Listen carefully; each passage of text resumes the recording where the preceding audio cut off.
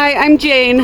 I just want to show you a really quick way to regrow sedum from a bouquet. So I grew these in my own yard and then I arranged them into a bouquet, and then anything that was a sedum I'm going to regrow. Let me show you.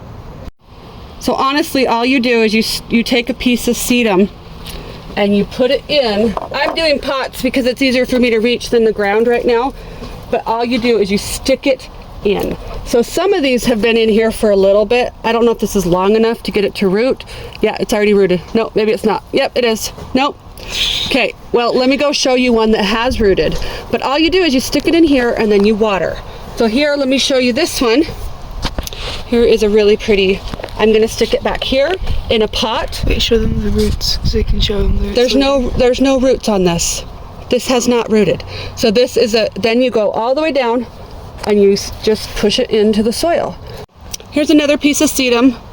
So all you do is you take the sedum and you stick it into soil like this. This one's been here a while. Let's see if this one's rooted. So I'm gonna pull it up. Do I have any roots on this at all? See, it's rooted.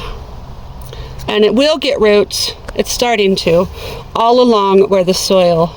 leaf nodes. Where the leaf nodes, yep, those are leaf nodes, good job. Where the soil reaches all those. So I'm gonna push it back in.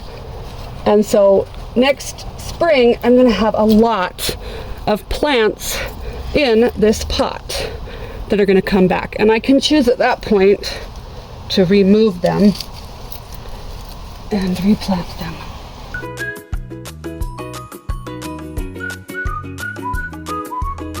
So that's a really simple way to regrow sedum. Bye!